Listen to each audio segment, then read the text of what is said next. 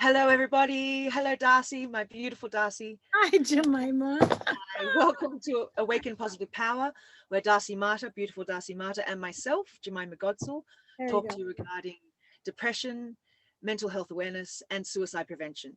Just before we start, there is a 1-800 number below. If you know anyone who needs any assistance or yourself, know you are never alone. And you can reach out anonymously or whatever may be your calling.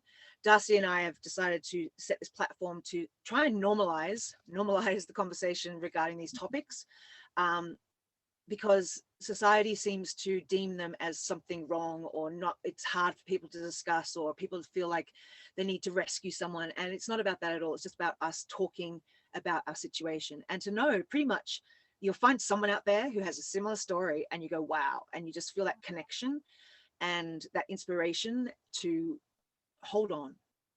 It's a tough place to be in. I'm already crying. It's a tough Oh, place to be Jemima, in. I get it. I hold you. I'm Yeah, holding. yeah. This is this is why we're having this conversation. It's because it is so hard to talk about, and so many people are made to feel that they are risky for someone to be friends with or to employ if they talk about their difficulties or their, you know, mental health issues. And honestly, I believe that everybody has their dark side. I mean, that's the whole point of Jungian psychology is you have your shadow self. Yeah.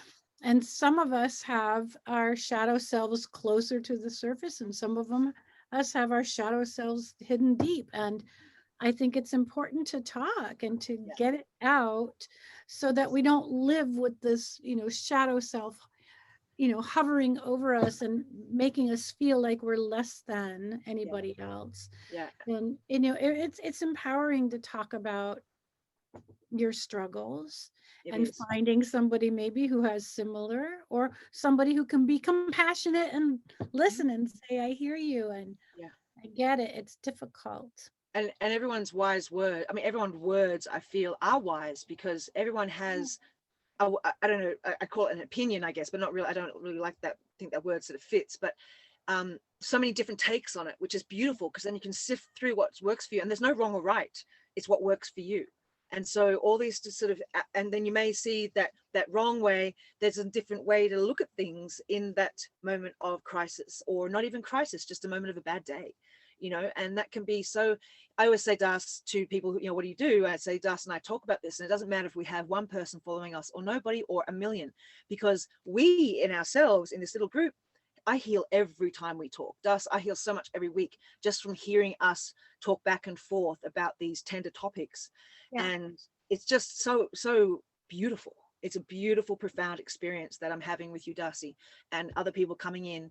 And slowly I see people sort of catching on. And it's just wonderful to feel this growth of healing, a healing network of love, support, and no judgments. Darcy and I do not judge at all. Like, if you know either of us, God, trouble sometimes, but hey, isn't that beautiful? What a beautiful way to get into trouble. As we grow and we feel connected collectively, this healing outside with this new awakening that we're all experiencing, this shift in the universe, this craziness that we're all going through, it feels a bit more safe, a security, a sense of Yeah, it's really helpful for me as well. I sometimes I feel kind of isolated, right? mm, I don't feel like I'm surrounded by my tribe right now. yeah, The people that I love that I've worked with, we're all scattered right now. We're all in different places. yeah, And so getting together with you and talking about these issues is really important for me as well. I see clients for hypnosis, and yeah, as talk to you and I hear what are my own opinions and my own ideas about things, and sometimes I can re-question myself, and I mm, can mm, rethink about how I've thought about things or looked at things, and I look at it differently oftentimes. yeah. When you have a relationship with someone who's an addict, you have to draw you have to draw certain boundaries. Yeah, And then there's moments where you can let those boundaries go and you can forgive and you can welcome back them back into your life. And then sometimes those people also relapse and they move on again. Yeah. And understanding your own personal strength in that, for me to understand my own personal strength in that, Yeah. and to say, I am not here to heal you. Exactly. I Exactly. No am one can heal I'm here anyone. to hold the space for you and to tell you that I love you.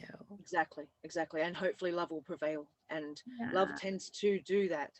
And that's Yeah. the most beautiful thing to to come back in contact with, and to surrender to it.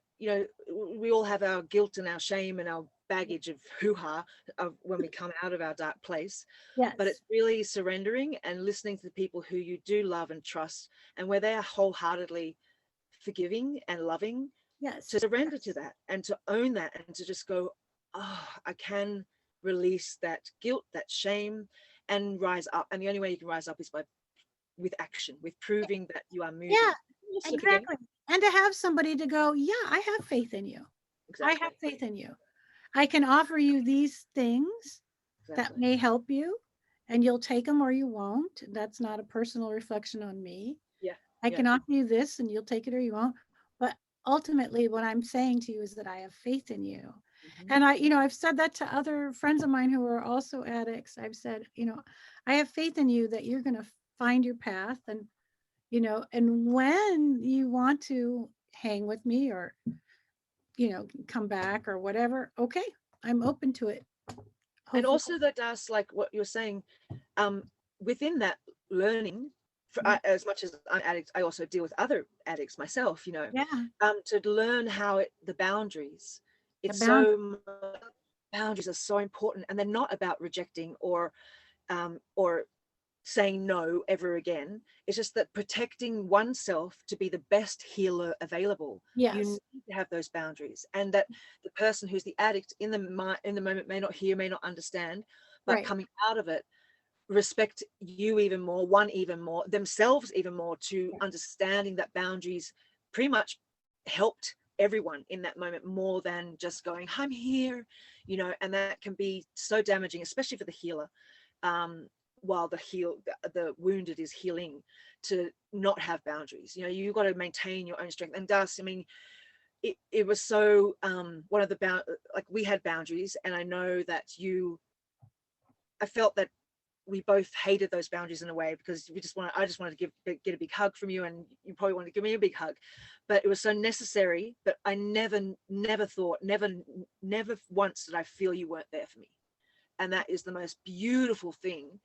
And yeah, it has a whole lot more shame and guilt to it, but now coming out of this, Yeah. it's beautiful, because it's something I aspire to, I live up to, I respect that, and so I work to maintain that respect within myself and within you. So it's a beautiful, beautiful thing. And so don't be afraid of boundaries, people. That's a scary word, I know, but we Yes. all have to learn that can be sometimes the savior of ourself as well as the person you're dealing with.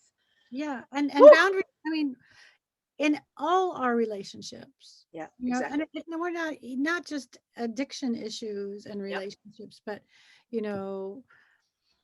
lovers Yeah. and spouses and children and, work situations, to have healthy boundaries in places is really important for your self-esteem, your self-worth, and your mental health.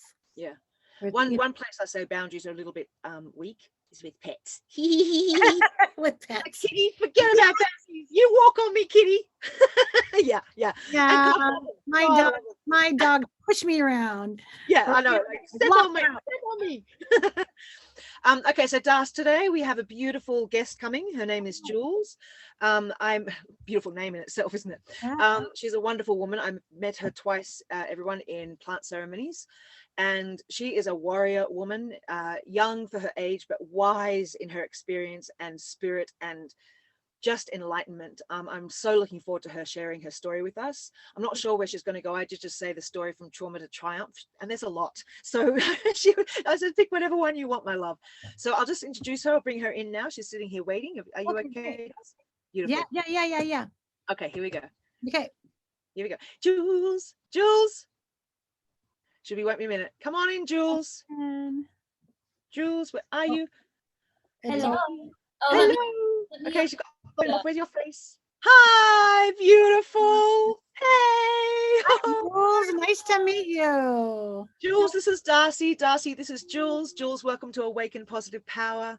Thank you so much for turning up and for coming to share your tale of trauma to triumph. What a gift you are. I'm like, I've got goosebumps and I'm going to tear up. Oh, what an honor. What an honor. This is so wonderful. And Darcy, I'm so glad you get to meet Jules. And Jules, I'm so glad you get to meet Darcy. Me too. Darcy's been one of my healing mentors, guides, spirits, friends, all of the above, and just wonderful. So you're in a safe space here to share your story, my love. So welcome. So beautiful. Thank you so much. It is such an honor to be here. Thank really you. Looking forward to sharing. Yeah, beautiful. Well, Jules, like as I said to you, like come in and tell your trauma to triumph, and I just jokingly said she's got a lot. So I'm not sure which one you want to pick. Yeah, don't we all? But willing to talk about it is another story. So thank you for coming and sharing. So tell us your tale, my love. What would you like to talk about? Just go for it, my love. All right. I took some notes earlier today. I'll probably refer to them here and there, but try to stay away from them and just go with the flow. Beautiful. I wanted to begin with my earliest memories. Like that's where it all began. And in those, I was born into a family. My mom and dad, they fought a lot. I had a sister who was 4 years old when I was born. My earliest memories don't begin until my brother was around. And that looked like, a lot of fighting in the house. My sister was always very, very aggressive. She was her own person. She still is her own person. And I honor that very much. And she's taught me so much. And I'm so grateful for every step of the journey. Even though looking back, I see it as trauma. I see it as opportunity to have healed me. And Jemima, I shared a lot of this with you this weekend. And it really helped me find a lot of clarity. But growing up in the first house that I lived in, I remember a lot of fighting, a lot of anger, a lot of yelling. And that was between my parents and my sister. And immediately I became the peacekeeper in my family. And that was my role in my life. That was the identity that I took on. I was terrified of conflict. I saw it all over. And so I chose to do everything I could to avoid conflict and to not add more to fire to those issues. I also found it really important to protect my little brother. And I know a lot of it was subconscious. I had no idea what I was doing at 5 or 6 years old, protecting my brother from that anger. There was no physical abuse from my parents by any means. Just a lot of loneliness and a lot of fear. I didn't know what any of it meant, and I just knew I didn't want my brother to feel that way. And so that's the identity that I took on. Avoiding conflict, fear of all of that noise. I was raised in a Catholic family. My mom has this. Hi. Yeah, all of us. Yeah, there you go. We go, oh yeah. It's so funny. Yeah. The connections we make, So I was raised. My mom comes from a big, beautiful Catholic family, and I love every one of those humans so much, and I'm so grateful for all of them. But I went through the motions. I didn't know why. I didn't know. It was never explained to me the purpose of all of it. It's just like, naturally my mom thought that I should be a part of that too. That's what she was brought up as, and that's what she attempted to bring me up as well. And that was the beginning of me feeling just so out of place. I felt broken. I felt like there was something wrong with me, because I would be taken to church and feel incredibly uncomfortable there. I didn't resonate with it. I think more than anything, I just didn't feel it. I didn't feel like there was any meaning to it other than just like being forced to do it, going through the motions. It was just normal. And I saw my cousins embraced it. A lot of the people in my peer group embraced it. they took part in the singing and all of that journey in church, and I did everything I could just to avoid it at all costs. And I used my brother at that time. It was always my job to take my brother out of church, and so I'd pinch him and make him cry so that so silly. And really, I think what it all boils down to is I really just didn't understand. I remember a big part of that being raised in the church was one memory in particular. I remember feeling hurt. I remember feeling sad, so much sadness. And I brought that to my mom one day, and I told her I was feeling sad, and my mom told me to pray. And in my response, and this was my truth, I said, I don't know what that means. I don't know what it is to pray. It doesn't do anything for me. And I was met with anger, and she didn't like that. She got a little bit angry and told me, like, what do you mean you don't know how to pray? Go pray. And I was like, oh, okay. Thanks. How old were you, Jules? Yeah. How old were you, Jules? One more time, Jemima. Sorry, how old were you then, Jules? I must have been like 6 or 7 years old. Wow. Very young, very young. And in that moment, that was probably one of the first time, this was definitely the first time I remember coming to my mom with my feelings, with my heart being open and being met with that closed offness. It just taught me that it's not okay to share that anymore. And so I put it away. And so again, I led myself to believe that my family, it wasn't a safe place to share. Because I was wrong. I was broken. I didn't have that connection to God as I was taught God is in that moment. And so I learned to bottle it up. I learned it was safer and more comfortable to bottle it up because it just made me feel like something was wrong with me if I were to bring that up. And so I don't know that I ever really shared my struggles again with my family. And another event that happened, one of my traumas early on, when I was 7 years old, I was playing with my cousins. We loved playing hide and seek in the dark. We called it blackout. And we were out at one cousin's house out at the farm, a beautiful place, and playing with my cousins hide and seek out in the backyard. And I got pushed out of the truck that I was hiding in with my other cousins, and I landed on a barbed wire fence, and it cut my mouth open. That's it. Okay, I know. Yeah, crazy. Wow. It cut my mouth open. I had to get stitches, and when I had the stitches, I couldn't really open my mouth. I couldn't speak.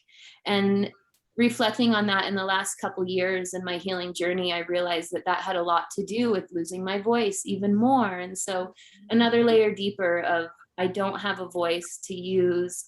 Even if I did, it doesn't matter because I'm not understood, I'm not heard. And so that taught me again that I don't have a voice to share. And I didn't know at that time how important it was to share. I was never taught that. That's something I've come to realize recently in my journey. And the next phase after that I remember having a real significant effect on the evolution of who I am now was my development. I developed really young. I went through puberty at 10 years old. I got my first period. And this was long before. I had no idea what was going on. None of my friends, it wasn't a conversation. It was never spoke of. I think something in me knew that I was getting my period, that I was, at no point did I say I'm a woman now. Actually what I told myself, my internal dialogue was, again, something is wrong with me and I have to keep this a secret. I was so ashamed of that. And again, none of my friends were even close to that. I couldn't talk to anyone about it.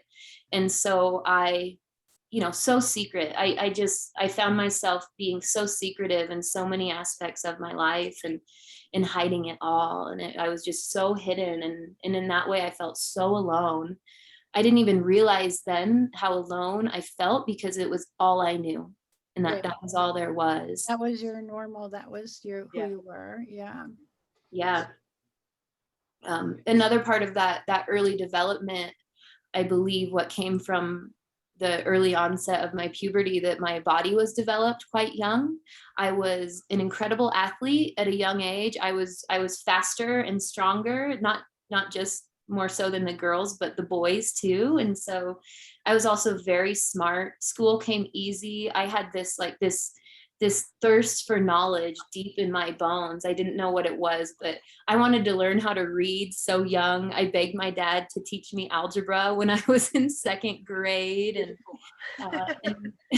And so I suppose I took on the identity then. What made me feel good was that I was a bit of an overachiever. I felt like I had a place. There was value to my life because I was so good at sports, because I was so good in school, and that validated me as a human. And I understood like how important that was for me to take on that smart, strong, fast. You also said a really interesting word there. You said good. Good. You were good. Mm-hmm. Right. And when you go to church, the whole idea is that we're all trying to be good. And something in you felt like you were not good because you didn't fit in. So it makes a lot of sense to me that those things that you were good at made you a good girl, right? So that makes perfect sense to me that those would be the things you would attach yourself to. Absolutely. And with being good, or those things are accepted, like the acceptance, finally you're accepted into your family, accepted with your community. Because you have to be good if you're Catholic. Oh yeah, we all know that one, don't we? Exactly. Yeah. I wasn't good at praying. I had to be good at something. Right? Yeah, you had to be good. Yeah. Yes, it's so funny the way that all comes together. Yeah.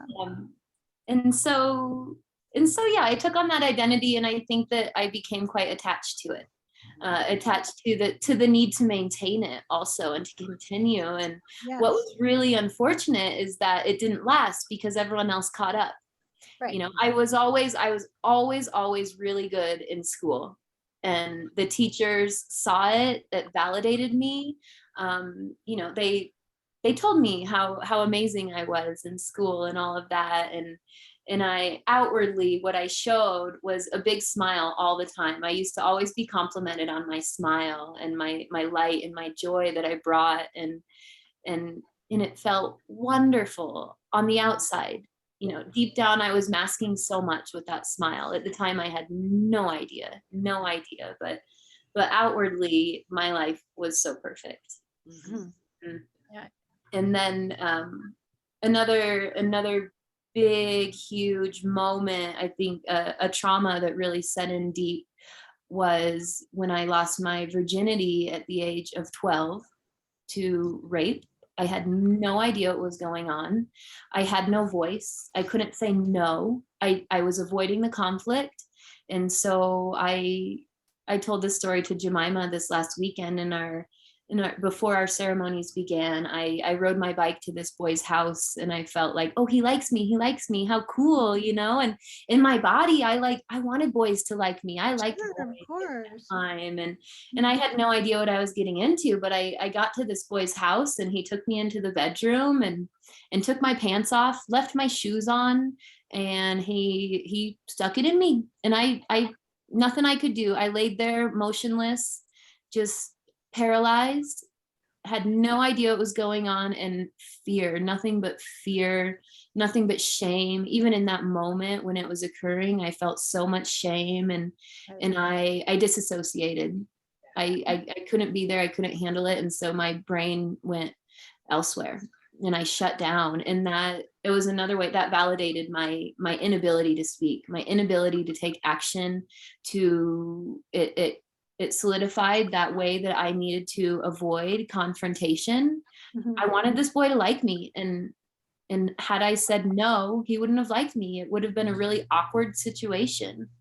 But that experience, particularly, his parents came home, his grandparents came home, and he was like, hide, go hide. And so I got up and I grabbed my clothes and I hid behind the door. And the next thing I knew, he came in and he was like, I got to go. You got to get out of here.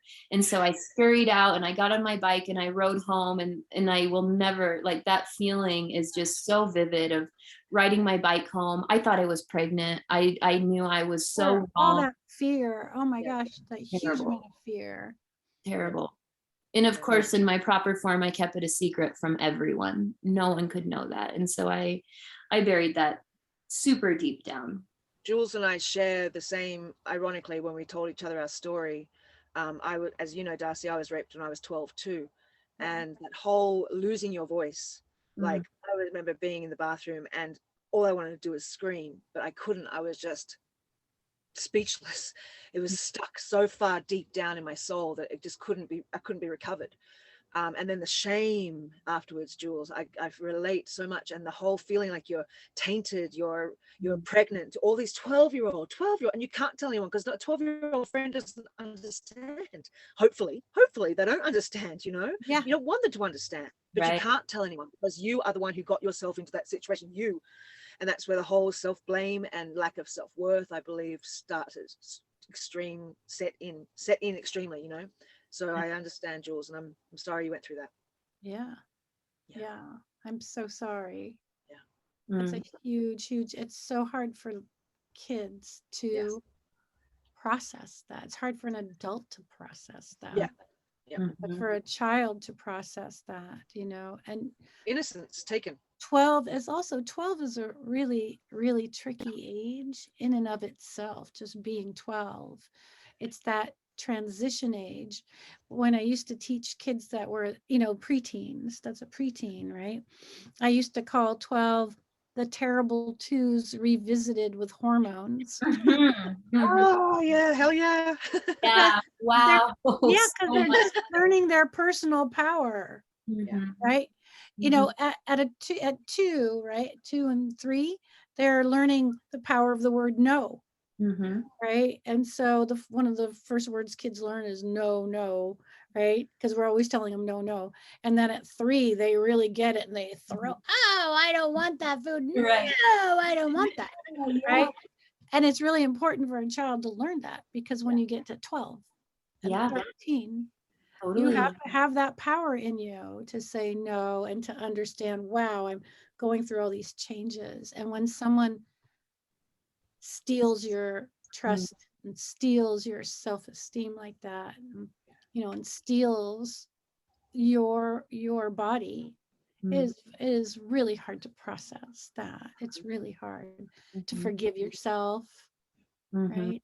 And to especially Jules, with your mum's reaction, no offense to your mum, when you said you don't know how to pray, you know, the saying no was a form of saying no, but you were banished for it. So how the hell are you gonna go and tell this when you know that you're in trouble for not saying no, for not having that voice? You know, that's a whole layer upon layer upon layer of, hence the trauma.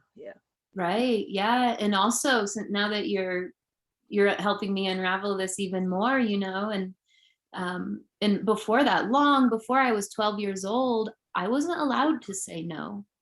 Maybe I was, but had I said no, I would have been on par with my sister's behavior. Right. And would have been met with the anger. And I was such a peacekeeper that I don't think I ever said no to my parents. I never argued. I never asked for anything. My sister was always crying and screaming, and my brother would too, and begging for anything. And I didn't want to be that. I didn't want to add to it. I didn't want to add to the work and the difficulty that my parents went through. I saw it all along the way. I was so very observant of behaviors, of other people's behaviors. And I just knew what I did not want to be. And so I never asked for anything. And looking back, that manifested inwardly and outwardly as a lot of nervous habits, a lot of anxiety. I remember, you know, we were left alone as kids, the 3 of us. I must have been 7 when my brother was 2 years old. And I was I was his caretaker. And my sister would have been 11 at this time. You know, back in that day, it was okay to leave kids alone. I think anyway. Anymore, probably not the case. But I remember, you know, putting my brother in a wagon and walking a mile to my grandmother's house when I was 7 years old because my sister was so mean. And also, I remember, you know, knowing that my dad was going to come home soon and looking around and the house was a mess. I knew my dad would come in and he would slam the door and be incredibly angry when the house was a mess. And so the anxiety it built in that way every single day. And I really envied the way my brother and my sister didn't care at all. As far as I knew, that it didn't affect them. And so it was my job to clean the house and do anything I could before dad got home to keep him from being angry and to avoid that negative emotion that I felt so much, so deep down. And so more of that peacekeeper identity and doing anything I could to keep dad from being upset. That was my role. And I felt so alone in that way. And of course I couldn't talk about it. I couldn't share because that wasn't safe either. Right. Jules, do you feel you were living in a place of fear that whole time too? And if so, how have you been dealing with, how did you deal with that? Like, I know you were not saying no or keeping peace, but living with that internal fear of like worrying about how your father would react, how you were the one who, your sister and your brother tore up the house just as much, but you had to keep it all together. That's a fear-based way of living. You know, it's really breaks my heart. Like, how are you? how you doing? Hey, yeah. So I had no idea. I didn't know. That was all I knew. That's all there was. And that was my life and that was my identity. And I had all sorts of nervous habits. I would chew on my hair. I would chew on my fingernails. I developed all sorts of, you know, I discovered the little fireballs, the little cinnamon jawbreakers at a young age. And I would get the big, huge things of them. And I was addicted to them. So strange. Sure. So weird. Makes perfect sense. Oh my goodness. Candy canes. I had a thing for candy canes for a couple years. I had the oral fixation was huge. And my dad recently in the last couple of years told me that I had all these nervous habits. He was kind of making fun of me in a way. And, you know, looking back, I see all of that. I see that I had anxiety at a young age. And that's just what I thought was normal. That was my life. And you know, we'd go on family ski trips and I'd get so nervous before going out skiing that I would throw up.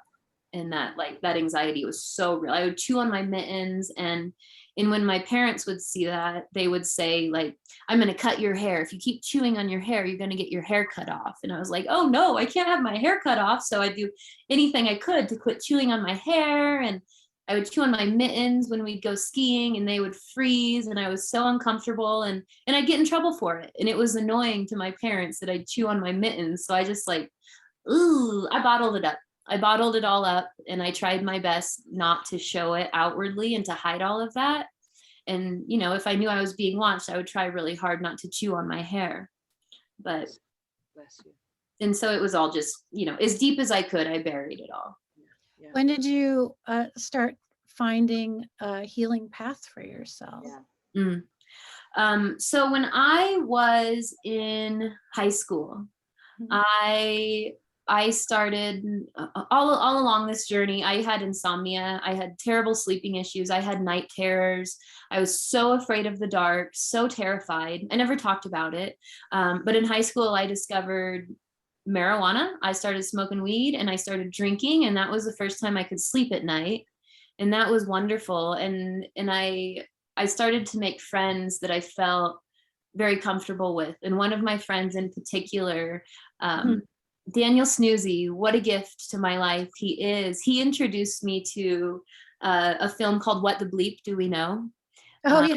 About, oh my goodness, life-changing. And that was the first time I understood, like, this is not me and I get to choose. And I learned about neuroplasticity and I learned about, you know, Joe Dispenza. I fell in love with Dr. Joe and learned so much through that and learned the power of thoughts, learned the power of self-talk and how important that was. Right. And so that that sunk in really, really deep, but still it was so easy to forget. And that was the first tool that was given to me, the first gift that was given to me to make me realize I do have some sort of control here. And this is not who I have to be for my entire life. Just amazing.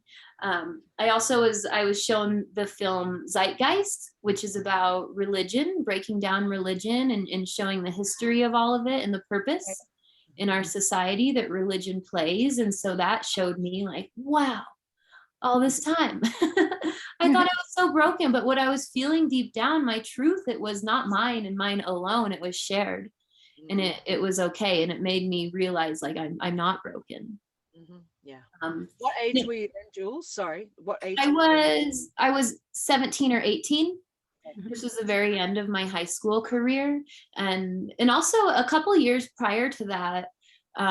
I remember my mom wanted me to go to church with her for Christmas. They'd pretty much given up. My sister didn't like church. My brother didn't like church. My dad didn't even really like church either. It was just something he did to satisfy my mom and what she was raised as and her family. And I remember this one powerful moment, and I am so infinitely grateful for this moment. I told my mom, like, I don't want to go to church. I don't believe in that. I don't want to be Catholic.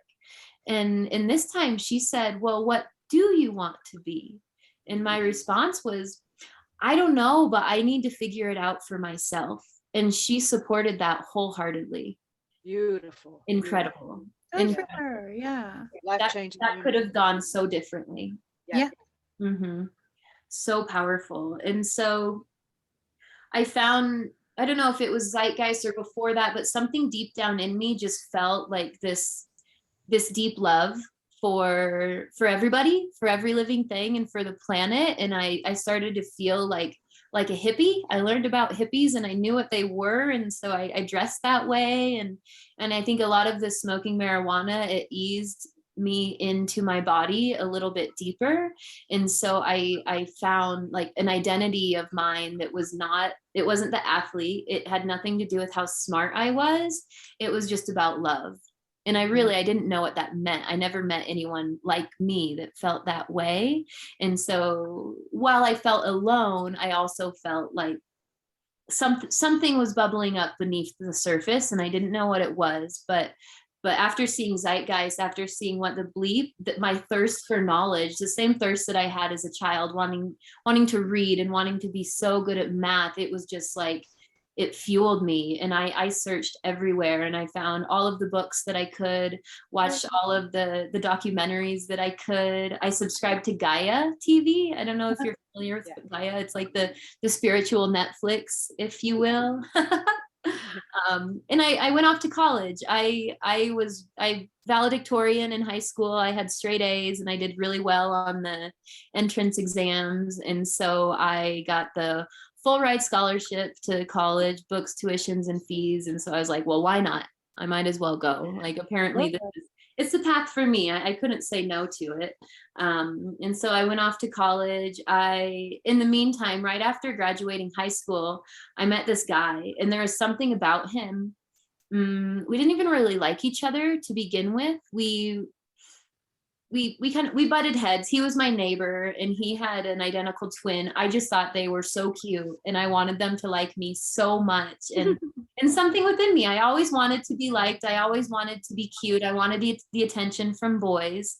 And for some reason, this one in particular, he was the symbol of the wounded masculine. I know now, looking back, he had so much anger issues, and I saw that, and I wanted to hold him and to heal him, and to hold his anger and like show him that it doesn't have to be that way. And before we actually started dating, he would always talk about this girl that he was so obsessed with, and she was super cute, really, really skinny, punk rock, super cool. And for some reason, it sunk into my brain that in order for him to like me, I have to become her. And so I completely let go of my identity, and all of a sudden I became obsessed with becoming this other girl. And so at that point, this was the summer of after I graduated high school. Like I said, I'd been smoking weed a lot. I gave into the munchies and I put on probably 10 pounds. I was heavier than I was comfortable with, and I developed issues with body image. And so I developed an eating disorder. I became anorexic and bulimic. I was starving myself to become her, so that he would like me, because I was convinced that that's what I had to be in order to be loved by him. And I also, interestingly enough, I observed my sister having an eating disorder. I saw her go from normal to really skinny, and I would see remnants in the toilet that she was throwing up. She was bulimic, and my parents didn't see it. Only I saw it. And so I thought, like, well, if she can get away with it, I can get away with it. I'm smarter than her. I'm secretive. She's not even trying to be secretive. She's not even doing it well. And so I decided I'd level up, and I wanted to do that too. And I thought I could do it better than her. And I did. And I lost a lot of weight. I became obsessive over running on the treadmill. You know, I was never so thin to the point where I was at risk of dying, but I developed issues with my reproductive system.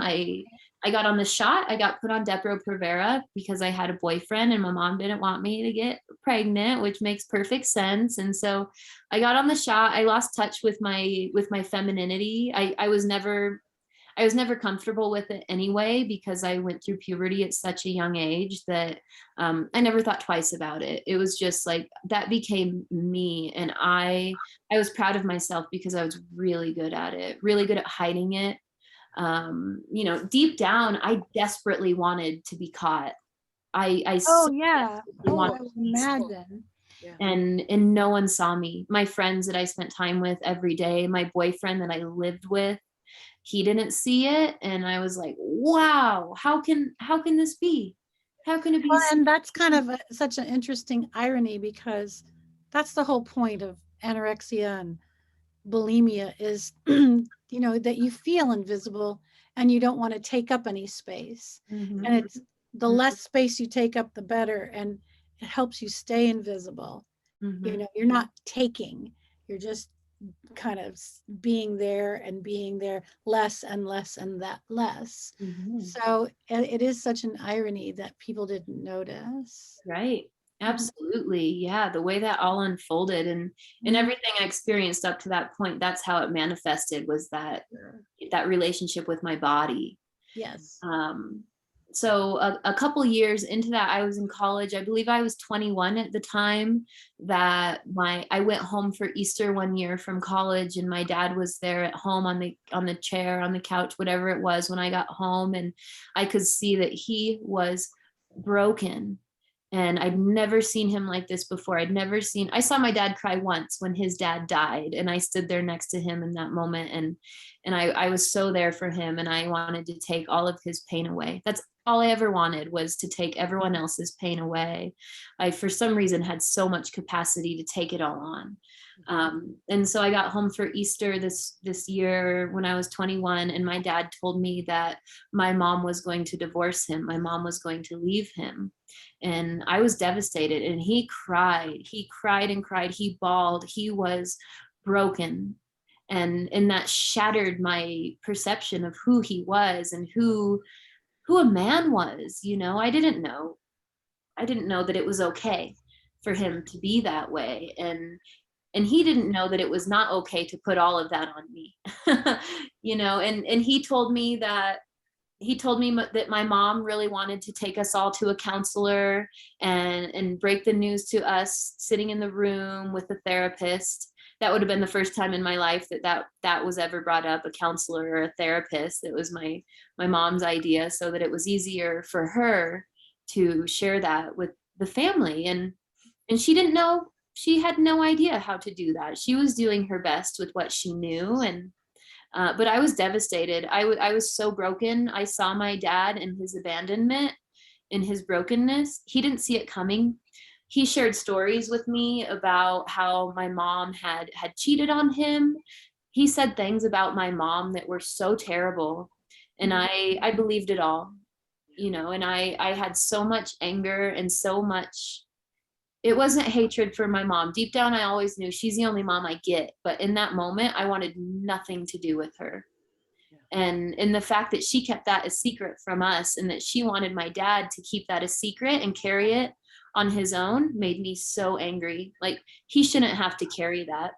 You know, despite the fact that I carried so much inside of me, like, it was not okay to do that to my father. And my mom got home later that day, and I tried to hide it, but I couldn't. It was written all over my face that I knew. I cried, and she asked me, like, what was wrong? And I told her, Dad told me. And she looked me dead in the eye, and she said, I can't believe he did that. We were supposed to do that together. She was angry. She had no compassion for me, how I was feeling. All she felt was anger for my father for telling me that. And she left, and I cried and cried and cried. And she came home later that evening. She drank a bunch of red wine. I could see it on her teeth. I could smell it on her breath. And she tried to connect with me and tell me, like, I'm so afraid that you'll hate your father. Like, what? Are you kidding me? Why would I ever hate my father? But she was under the impression that we would be on her side. And you know, looking back, the fact that she wanted us to take sides to begin with is just like so crazy. But yeah, I mean, you know, it's those past generations really did not teach adults how to communicate. You know, and so it's rare that you get adults who really understand the power of communication. You know, everything. My family was all about secrets. Everything was a secrets and lies, the whole thing. And it, you know, and I just watched what it did to everybody. Very much like you in terms of watching. And we get to learn as watchers, as empaths. You're so much an empath. To understand how to communicate and what communication really means, and who are we sharing what with. And when we do share it, we can't expect them to be able to hold it. Right? They can't necessarily be the person to hold that information. Right? Yeah. Later in life, I've learned the power of reparenting. Yeah, it's my job. I'm an adult now, and it's my job to be my own parent. Yeah, right. That's right.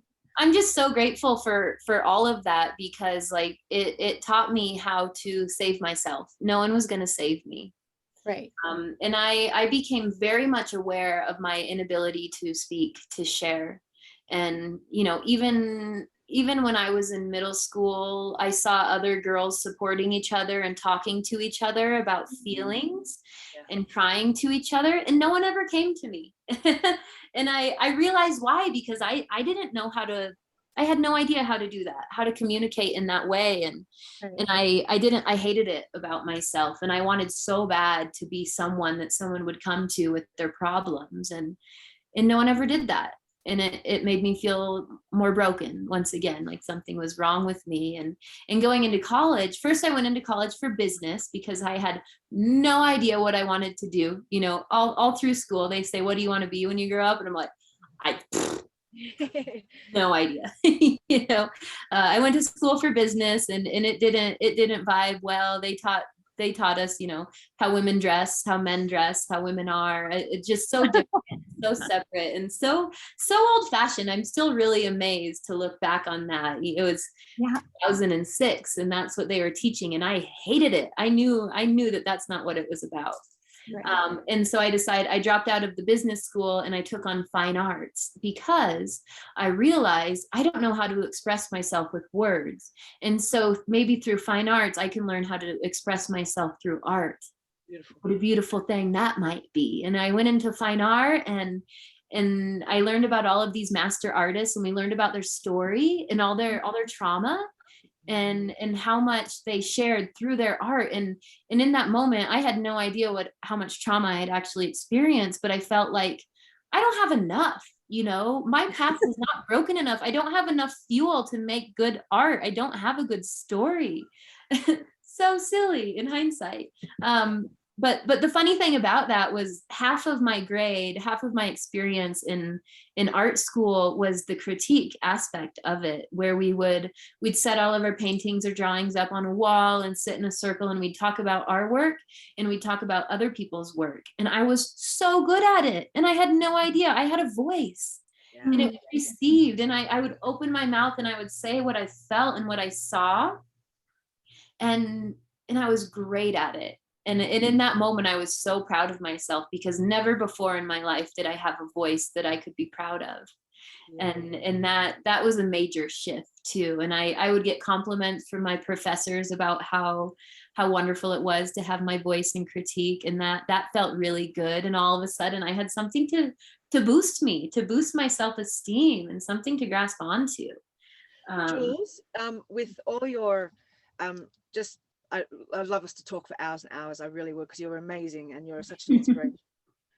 With all the trauma you've been through and survived and come through with, can you tell us the tools you use today to continue rising up out of your dark depths, how your darkness has become your light, how you've survived this childhood through to your teenagehood, through to now this beautiful woman you are? Selfless, caring, empathic woman. What are your tools to maintain that beauty within you these days as a spiritual healer?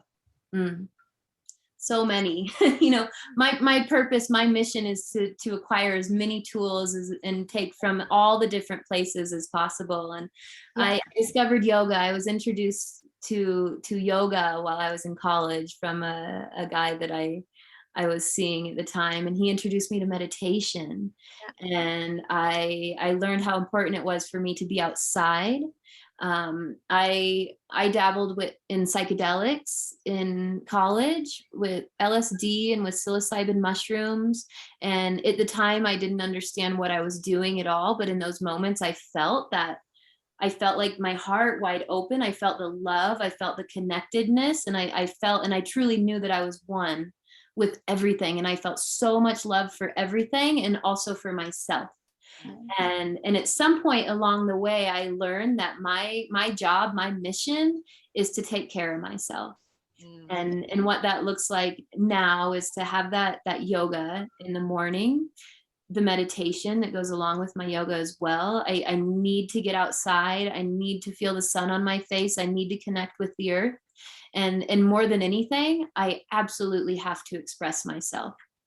And I've come to a place now where in the last few years, I've really stepped into my power. I've seen my purpose. I've seen my mission, and it all revolves around holding safe space for other people, and offering my story, and being vulnerable, and being open, and being willing to share, and my rawness and my nakedness, to take off that mask that I used to hold on to so tightly, that says I am always happy, I am always joy, I am always giving. I'm not that. I am so everything on every aspect of the spectrum. I am all of it. And I understand now how important it is to speak my truth, to honor my truth. And when I feel it in my heart, my job is to share it. And in doing so, and speaking my truth and sharing my story, I'm giving permission for other people to do the same. Right. And I'm telling them that I trust them. And I see that reciprocated. I see that when people understand that I trust them with my messiness, with my rawness, with the sloppy journey of transformation that I'm on, they know that I'm a safe place too. Right. And it's okay for them to open up. Jules, do you have a mantra or a thing that you stick, that you sort of represent, or you have for yourself to get through every day as it is in this crazy world we live in today? Is there something that you can gift to us with your inspiring story for others? Absolutely. What I found in myself, it came from somewhere outside of me. It was a channel, I suppose, that's really stuck and became so important every day, is I am whole, I am complete, and I have everything I need. Everything I need is right inside of myself. And I don't seek validation outside of myself, where I used to find it so important to be validated. I know that everything I need is just right here. And when I truly connect to that, and when I truly fill myself up, I know that from that overflow, I have so much to share. And I have so much room to support other people. And that's not to say that I am always so full. Of course, I have my moments where I am exhausted and I've given too much, and I forget how important all of these lessons are from time to time. And I sink into it. I sink into anxiety, and I sink back into depression, and I can find myself in that space. And We're only I human, feel, though. We're only human. yeah, absolutely. And every time I sink into it and I return from it by using these tools, by using my yoga, my meditation, my journaling, my community, I feel so loved and so supported by this community that I've found, that I've drawn into myself, that I feel so safe. I feel so incredibly safe. And there's been times in my life when I really felt like I can't help anyone if I'm not healed. I must be healed. Yeah, I Period. remember that. I used to It's always a journey. I will always be healing. And every time I think I've healed a wound, I can look back and I can see how maybe there's still a trigger in there. And so I say, oh boy, another opportunity. Yeah. Jules, so wonderful to have you here. Yes, thank you so much for that. Yeah, Thank you so much for that. Your story is bound to inspire someone out there. You've inspired me, and I know Darcy. Just to hear your tale is just truly, it makes us reminds us how human we are and how precious we all are. And I honor you for coming on and telling your tale. Darcy usually ends with a card pull or something. I know I don't want to round it up. I hate it. I want to talk all night. Yeah, right. I know. We want to keep going. It's like trying to be professional here. Professional, what? Professional. We don't want to lose anyone. So you can come back anytime, Jules. You know you're always welcome. Always, yeah. Yeah. If you have a nice revelation that you want to share with us, or something that you want to talk about that or you even think do one of your can benefit from. Full moon meditations or something one time, or yoga. Or yeah. Something. Oh, yeah. You have any possibilities? Yeah. But Das, yeah. A card pull for us? Well, yeah. Let's ask Miss Jules. So yes. I have a variety of things, but thanks. But just, moving past that whole religious concept, I think, skipping that doesn't feel like that resonates with you anymore, right? And I just started working with these new cards, so I don't know if they're really, there for me yet, but they almost are. So you have a choice here. So I can pull an animal card for you. That could be an energy that you work with for the week. Or if you have a question about something that you're working on, I can pull a moon card for you, and we can see what the energy is around that. I'm feeling, since it's the new moon today, the time to manifest, to draw in. Yes. I'm feeling the question,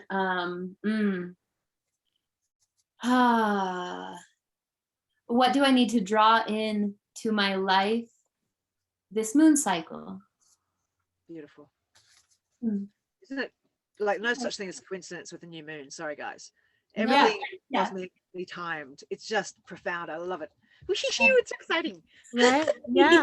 So it's like, this new moon is a good time to write down your wishes, right? You write down your wishes and then you earn them. And so Jules wants to figure out what it is she's going to work on for this new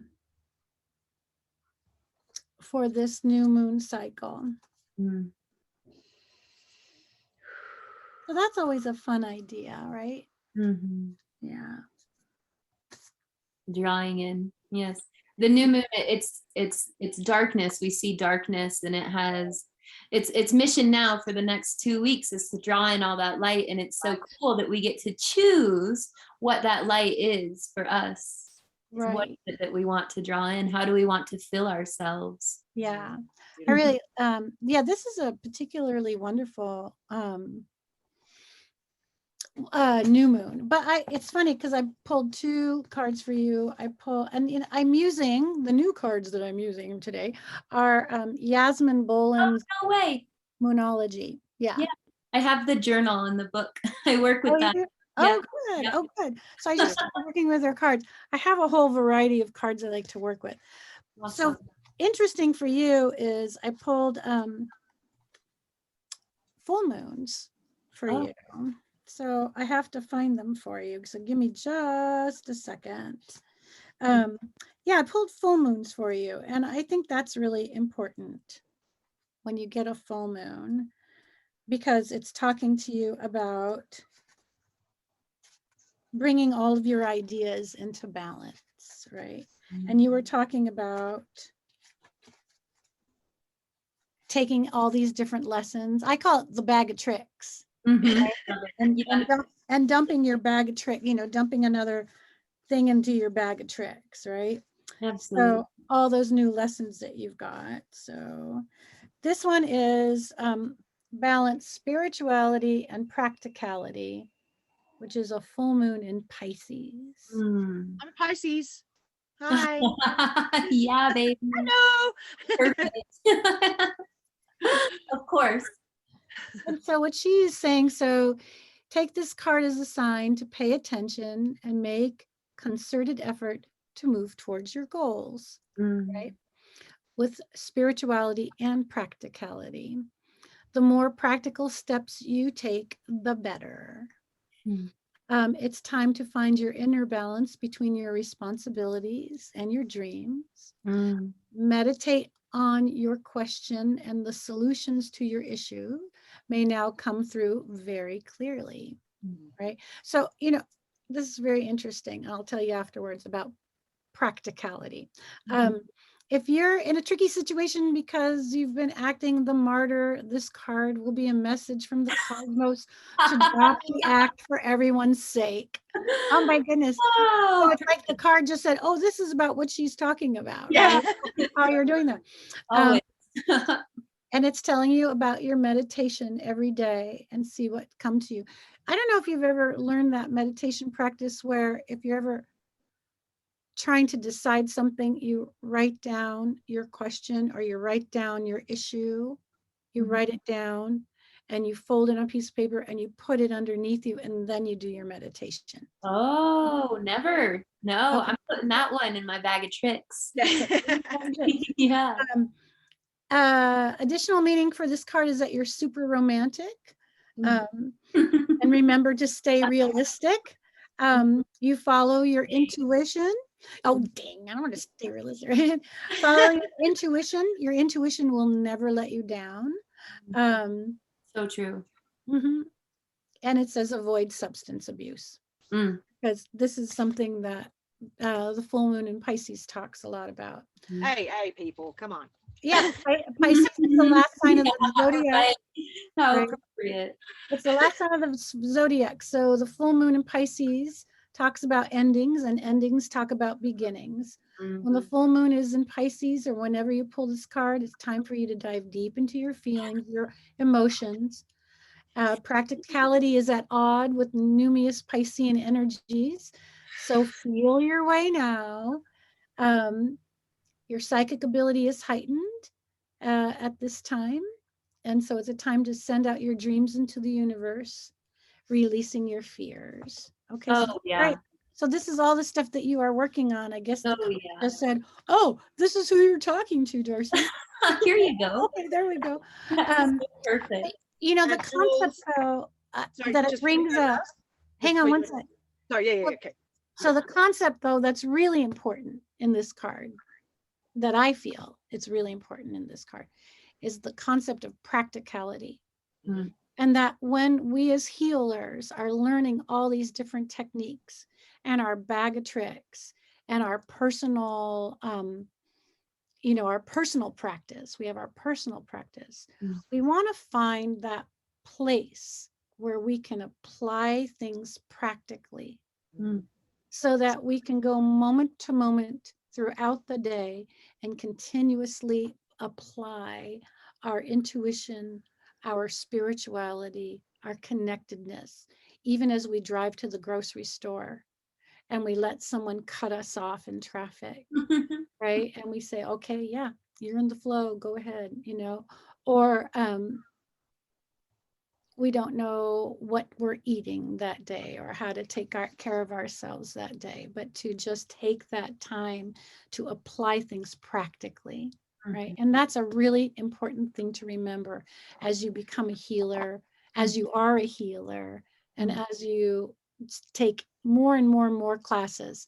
Always ask yourself, how do I apply this technique practically, right? That's a great takeaway from that card. Totally. I've been writing over and over again in my journal that integration is magic. Yeah, great way to put it. So magic. Yeah, because it takes effort and work. Jules, also remember, listen to your intuition, my love. After this weekend with you, you know exactly what you are meant to be doing. There are new paths waiting for you, full of much more abundance than you can ever imagine, I'm sure. Yes. That whole new path is waiting for you, my love. You are safe, you are loved. You know you've got this. Guys, I'm sorry I have to wrap it up. Oh, wow. I could do this forever. Yeah, I know. What an honor, what a blessing, what a gift you are. Thank you so much for coming and telling us your story. Come again and play with us, please. Thank you. Good luck with your moon of yours. I love you so much. What an honor. I'll be back. Okay. Thank you, Darcy. We love you. Thank you, Darcy, my beautiful. Thank you, Darcy. You're welcome. Thanks. Nice to meet you. Thank you for sharing. Like, share, subscribe. Blah, blah, blah. We love you. Peace out, everyone. Oh, beautiful. So much love. So much gratitude.